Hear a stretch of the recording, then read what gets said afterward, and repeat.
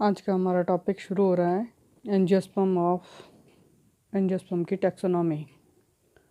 Taxonomy किसे कहते हैं या वर्गीकी किसे कहते हैं, इसके अंदर हम देखें तो सबसे पहले वर्गीकी शब्द एक प्रकार का ग्रीक वर्ड है, जिसके अंदर दो शब्दों से मिलकर बना है, यानी टैक्सोन और दूसरा है नोमस। टैक्सोन का अर्थ होता है वर्गक और दूसरा नोमस का अर्थ है उसका नामकरण करना। इस जो टैक्सोनॉमी वर्गीकी शब्द का जो यूज़ है, सबसे पहले जो है वो AP कैंडोले ने अपनी टैक्सोनॉमी के अंदर इस शब्द का टैक्सोनॉमी शब्द का गठन किया था।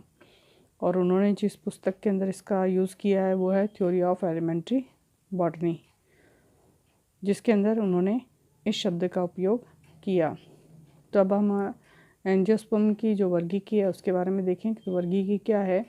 तो यहाँ पर वर्गीकी बॉटनी भी वनस्पति विज्ञान की वह शाखा है जिसके अंदर जो प्लांट की जो आइडेंटिफिकेशन होती है, यानी कि पहचान और उसका वर्गीकरण यानी क्लासिफिकेशन और उसका नामकरण का कार्य किया जाता है, उसे ही वर्गीकी कहते हैं। और ये जो परिभाषा है वो GHM लॉरेंस के द्वारा दी गई थी। तो यहाँ पर अगर हम देखें तो टैक्सोनॉमी क्या है, तो टैक्सोनॉमी के अंदर जो कोई भी प्लांट होता है उसकी जो आइडेंटिफिकेशन किया जाता है, फिर उसका क्लासिफिकेशन किया जाता है और फिर उसका नॉमेनक्लेचर यानी उसका नामकरण किया जाता है। और ये जो है वो जिस ब्रांच के अंदर होता है उसको हम वर्गीकी कहते हैं। नेक्स्ट यहाँ पर देखें हम तो हैं बॉटनी के जो क्लासिफिकेशन, उसमें विज्ञान की जो विभिन्न शाखाएं होती है, ब्रांचेस होती हैं, उसके अंदर जो बॉटनी की जो इन्फॉर्मेशंस होती है से संबंधित उस ब्रांचेस से संबंधित इन्फॉर्मेशन को इसमें प्राप्त किया जाता है। जैसे डिफरेंट ब्रांचेस को हम देखें तो ये मॉर्फोलॉजी है, जैसे बाह्य लक्षण है उसकी, प्लांट की बाह्य लक्षण से संबंधित शाखा मॉर्फोलॉजी। साइटोलॉजी यानी उसकी कोशिका उत्तकी से संबंधित, उसकी आंतरिक संरचना से संबंधित एनाटॉमी। एम्ब्रियोलॉजी यानी कि प्लांट की जो भ्रूणीय संरचना है उससे संबंधित। पैलियोलॉजी और जेनेटिक्स यानी आनुवंशिक से संबंधित शाखाओं। ये जो हम यहाँ पर देखें तो यहाँ पर जो प्लांट का अगर क्लासिफिकेशन किया जाता है तो उसमें जो बॉटनी की जो डिफरेंट ब्रांचेस होती है, उन डिफरेंट ब्रांचेस से जो प्लांट से रिलेटेड इन्फॉर्मेशन होती है उस इन्फॉर्मेशन को कलेक्ट किया जाता है। और कलेक्ट करने के बाद उस सब का कलेक्ट करने के बाद ही उसको वर्गीकरण या उसका क्लासिफिकेशन किया जाता है।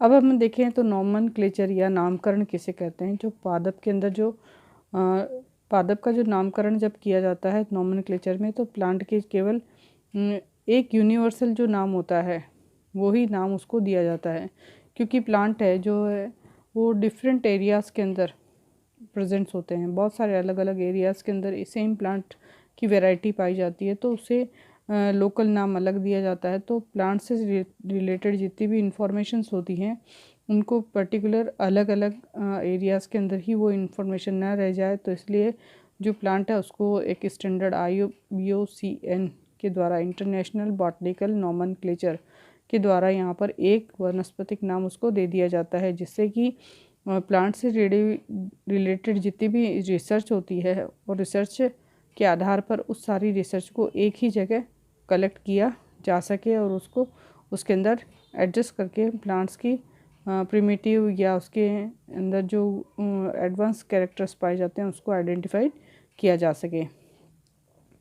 यहाँ पर देखिए दूसरी चीज़ जो रहती है डॉक्यूमेंटेशन। डॉक्यूमेंटेशन किसे कहते हैं, जैसे प्रलेखाकरण।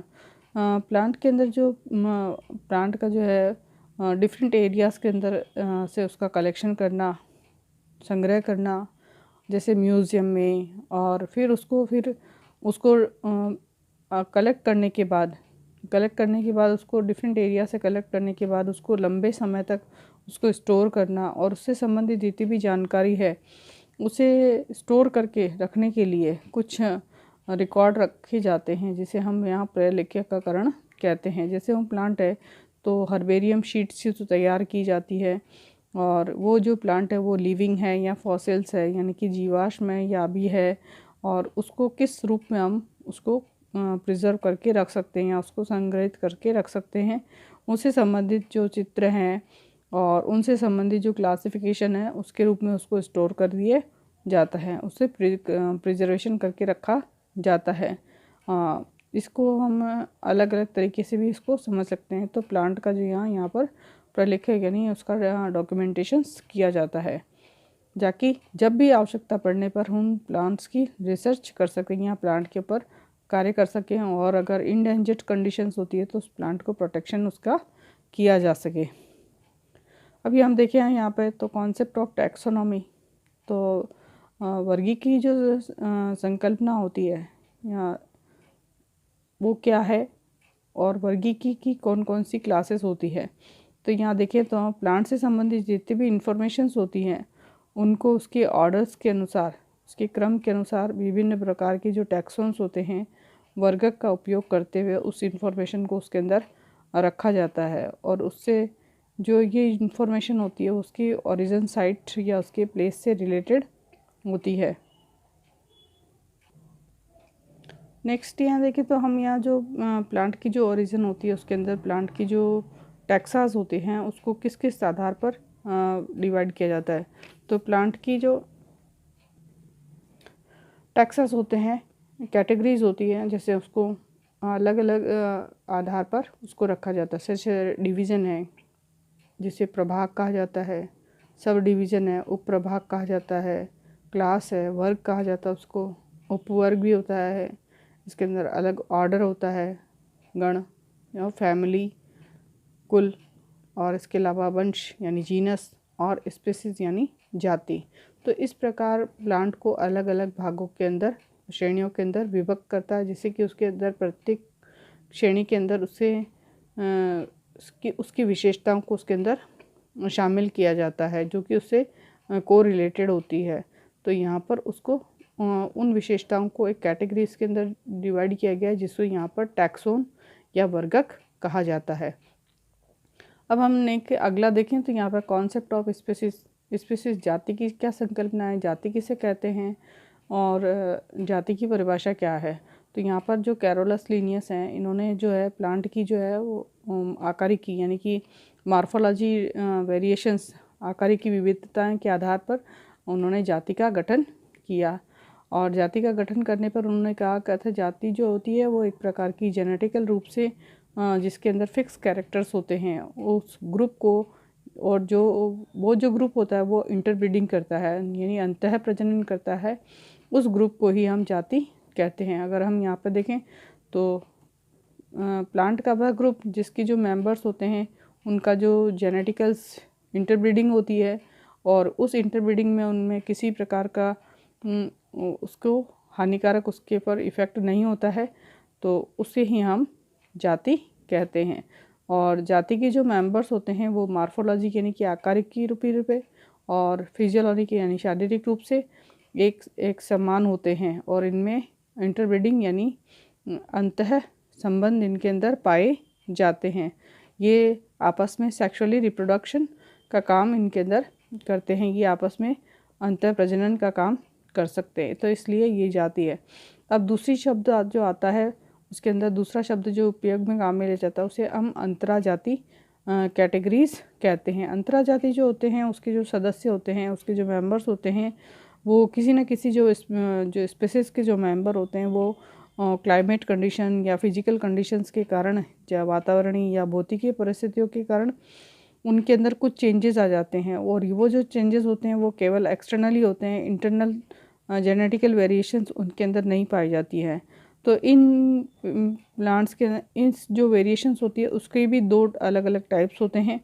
जैसे अगर ये वेरिएशन जो है वो अगर ये वेरिएशन दर्शाते हैं तो उस पूरे ग्रुप को ही हम अंतरा प्रजाति या इंटर स्पेसिफिस कहते हैं। तो इसके लिए कुछ शब्द काम में लिए जाते हैं। सबसे पहला शब्द जो काम में लिया जाता है वो बायोटाइप यानी जैव प्रारूप, जिसके अंदर जो प्लांट के जो मेंबर्स होते हैं ये मेंबर जो है वो अलग अलग स्थान पर पाए जाने वाले एक ही स्पीसीज के मेंबर होते हैं।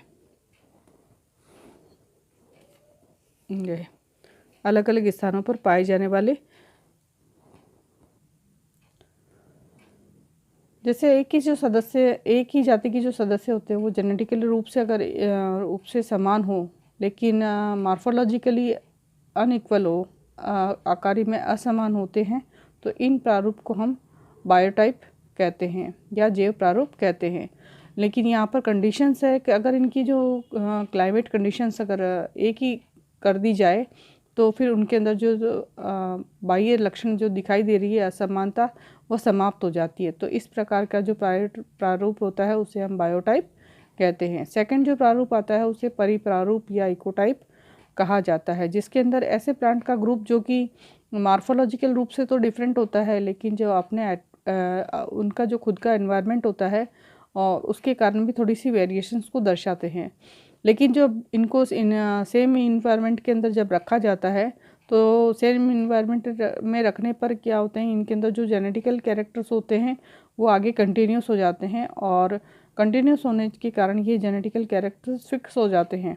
फिर उनको चाहे किसी भी क्लाइमेट कंडीशंस के अंदर रखा जाए, वे अपने जेनेटिकल कैरेक्टर्स के अनुसार ही शो करते हैं। तो इस प्रकार के जो प्रारूप होते हैं उन्हें परिप्रारूप या इकोटाइप कहा जाता है। एक और शब्द काम में लिया जाता है, उसे हम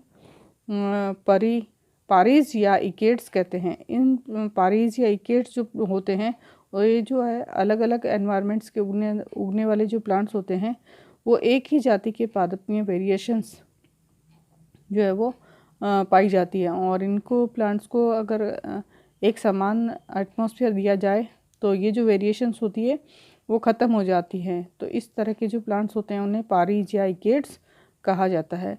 एक और शब्द काम में लिया जाता है टैक्सोनॉमी के अंदर, जिसे किस्म या वैरायटी कहा जाता है। किस्म और वैरायटी के अंदर जो है जो प्लांट की जो स्पीसीज होती है उसके अंदर जो अलग अलग लक्षण प्रारूप यानी फिनोटाइप्स जो है वो उसमें वेरिएशंस दर्शाई जाती है, जिसका जो है वो निर्धारण है जेनेटिकल लेवल पर होता है, आनुवांशिक स्तर पर होता है, उसे हम किस्म कहते हैं। जैसे एग्जांपल है यहाँ पर पीली सरसों जो कि जिसे हम मस्टर्ड कहते हैं, उसका जो बॉटनिकल नेम है उसको ब्रासिका कैम्पेस्ट्रिस कहा जाता है और उसकी वैरायटी है सरसों।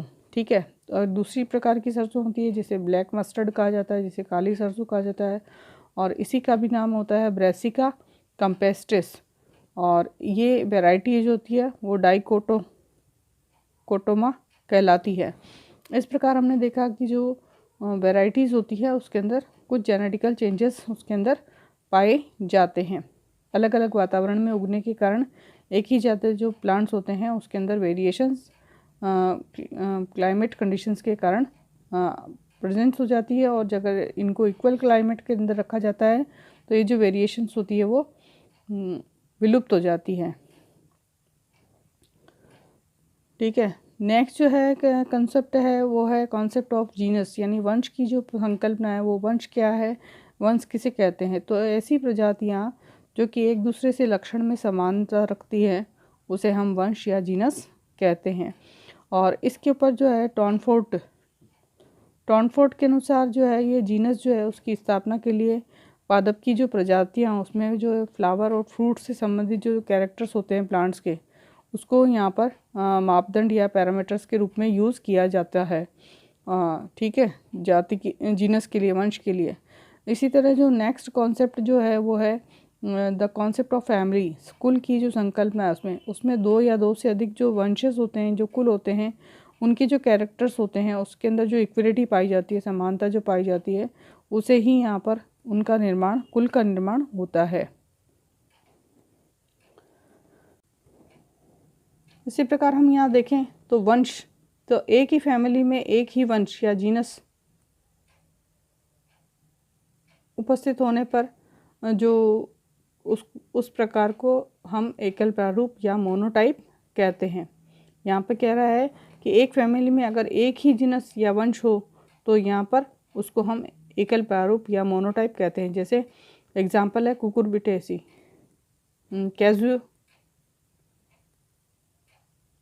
कैजुटेसी और टाइफेसी, जिसके अंदर जो फैमिलीज़ होती है उसके अंदर फ्लावरिंग और फ्रूटिंग जो कैरेक्टर्स होती हैं उसके ऊपर ये आधारित होती हैं। दूसरी एक एग्जांपल और दे सकते हैं, जैसे फैमिली है मालवेसी फैमिली के अंदर जो हिबिस्कस रोज़ा है, एल्थिया रोजिया है और गोसिपियम आर्बेरियम है। इसके जो कैरेक्टर्स होते हैं वो फ्लावरिंग कैरेक्टर्स इक्वली होते हैं। कैसे कैसे इन फैमिलीज़ के अंदर फ्लावरिंग कैरेक्टर्स इक्वल्स होते हैं, जैसे ये जो इसके अंदर फ्लावर होते हैं वो पेंटामेरस होते हैं, यानी कि जो पंचतई होते हैं। कैलेक्स है, कोरोला, एंड्रोशियम, गायनोशियम, ये पंचतई यानी पेंटामेरस होते हैं। इसके अलावा इसके अंदर अनुबाह्य दल, बाह्य दल के बाहर है कैलेक्स है, कैलेक्स के भी बाहर के ऊपर उपस्थित जो आउटग्रोथ होती है और जो कि सॉफ्ट होती है, ग्रीन कलर की होती है, उसे हम एपिकैलस या अनुबाह्य दल कहते हैं। वो इसके अंदर इनके अंदर प्रेजेंट होते हैं। इसके अलावा इसके अंदर जो कैरेक्टर्स प्रेजेंट होते हैं यानी मोनोएडाल्फस, एक संघी पुकेसर इसके अंदर प्रेजेंट होते हैं। और जो ये जो स्टाइल होती है वो ट्विस्टेड इसके अंदर स्टाइल प्रेजेंट होती हैं, व्यावर्तित। तो इस तरह यहाँ पर जो ये इस एक फैमिली के अंदर इस तरह से जो कैरेक्टर्स होते हैं फ्लावरिंग कैरेक्टर्स वो इक्वल होने के कारण इसको एक ही फैमिली के अंदर रखा जाता है, एक ही वंश के अंदर रखा जाता है। एक फैमिली में एक वंश या एक से अधिक वंश भी रखे जा सकते हैं।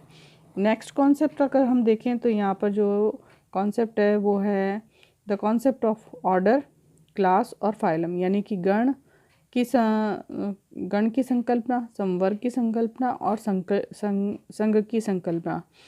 तो गण की संकल्पना किसे कहते हैं? ऐसे सभी फैमिलीज़ कुल जिनके जो मेंबर्स होते हैं उनके अंदर आपस में अगर समानताएं पाई जाती है और जो उनकी जो इवोल्यूशन यानी विकासीय प्रवृत्ति है, इवोल्यूशनरी जो टेंडेंसीज होती है उनके अंदर वो समान होती हैं और समान बंधुता यानी एफिनिटीज़ उनके अंदर पाई जाती है। इसके अलावा उनके अंदर जातीय वृत्तिता यानी फाइलोजेनेटिक वेरिएशंस उनके अंदर पाई जाती है।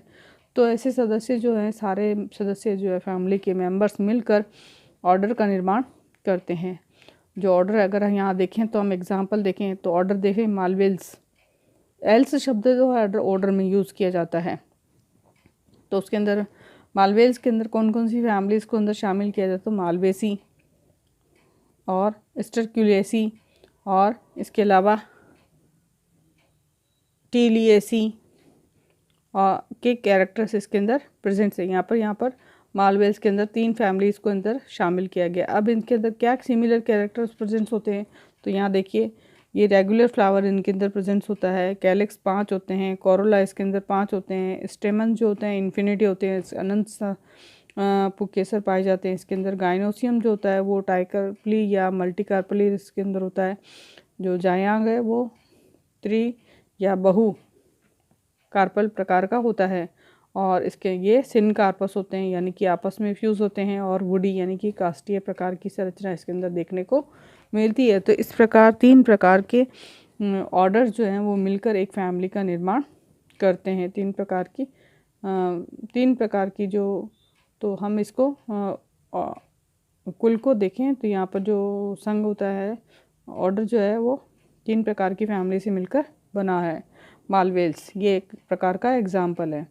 नेक्स्ट जो है कि वो क्लास क्या कहते हैं, किसे कहते हैं? तो 2 या 2 से अधिक जो ऑर्डर्स होते हैं जो कि कैरेक्टर्स में इक्वल होते हैं उसको हम क्लास या वर्ग कहते हैं। इसी तरह जो फाइलम होता है उसमें भी लक्षणों की जो समान लक्षण वाले जो क्लासेस होती है वो मिलकर फाइलम का निर्माण करते हैं। तो अब ये देखें कि हमने इसको सब नीचे से ऊपर की ओर देखा है। अगर हम इसको ऊपर से नीचे की ओर देखें तो सबसे पहले आता है फाइलम, उसके बाद आती है क्लास, फिर आता है ऑर्डर, फिर आती है फैमिली, फिर आता है जीनस और फिर आती है स्पीसीज।